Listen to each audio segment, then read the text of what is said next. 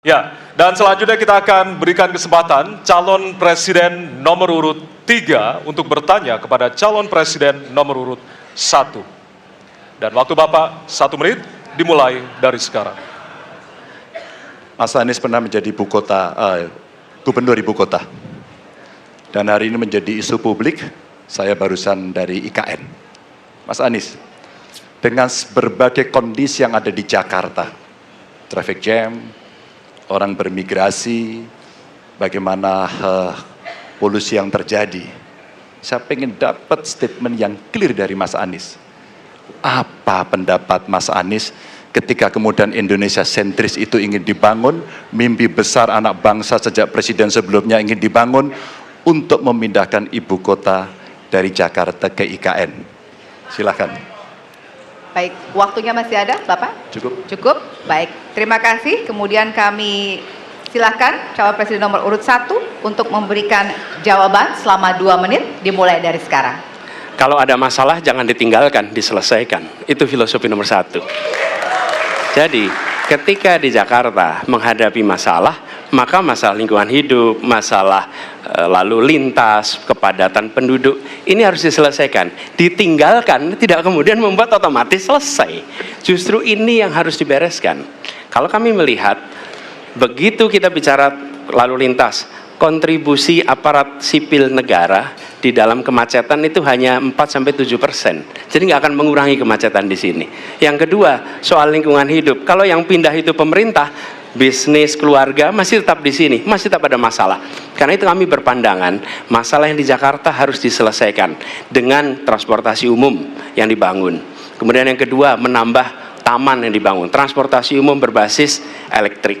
Dan itu semua dikerjakan untuk membuat Jakarta menjadi kota yang nyaman, aman, kota yang membuat kita bisa hidup dengan sehat. Itu terkait dengan Jakarta. Jadi, jangan kita meniru pemerintah Belanda. Mereka punya kota tua. Ketika kota tua turun permukaan, mereka pindah ke selatan, bikin di sekitar Monas. Ditinggalkan, masalah tidak diselesaikan. Kita harus menghadapi masalah dengan menyelesaikan. Lalu yang kedua, terkait dengan IKN.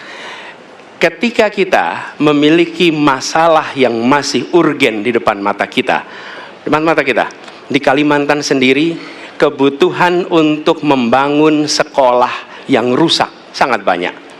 Membangun kereta api atau jalur tol antar kota di Kalimantan itu urgen. Yang merasakan dari uang itu siapa? Rakyat.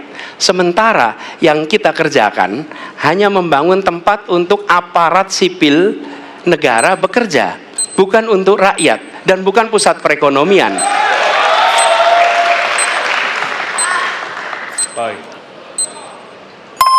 Ya, waktu Anda habis dan kami persilakan kepada calon presiden nomor urut 3 untuk menanggapi jawaban dari calon presiden nomor urut 1. Waktu Bapak 1 menit, disilakan. Apakah boleh saya simpulkan kalau begitu Mas Anies dalam posisi yang oposisi terhadap beberapa kebijakan termasuk IKN menolak IKN dilanjutkan? Terima kasih. Cukup Waktunya? Bapak? Cukup. Baik. Baik, selanjutnya kami berikan kesempatan kepada calon presiden nomor urut 1 untuk menanggapi tanggapan dari calon presiden nomor urut 3, waktunya 1 menit dari sekarang. Inilah salah satu contoh produk hukum yang tidak melewati proses dialog publik yang lengkap. Sehingga dialognya sesudah jadi undang-undang. Dan ketika dialognya sudah undang-undang, siapapun yang kritis dianggap oposisi, siapapun yang pro dianggap pro pemerintah. Kenapa? Karena tidak ada proses pembahasan yang komprehensif yang memberikan ruang kepada publik. Ini negara hukum, bukan negara kekuasaan. Dalam negara hukum, berikan ruang kepada publik untuk membahas sebuah peraturan sebelum dia ditetapkan. Tapi ini nada-nadanya seperti negara kekuasaan, di mana penguasa menentukan hukum dan kemudian dari situ kita berdebat pro kon. Kami melihat ada kebutuhan-kebutuhan urgen yang dibangun untuk rakyat. Kalau hari ini kita belum bisa menyiapkan pupuk lengkap, tapi pada saat yang sama kita membangun sebuah istana untuk presiden, di mana rasa keadilan kita? Oke? Waktunya sudah habis. Ya, dan kami masih ada 1 segmen lagi. Untuk itu kami persilakan kepada bapak-bapak untuk kembali ke tempat duduk masing-masing. Masih ada 1 segmen lagi untuk bertanya dan juga saling menanggapi. Kami persilakan Bapak-Bapak untuk kembali ke tempat. Pada hadirin, kami mohon untuk tenang terlebih dahulu.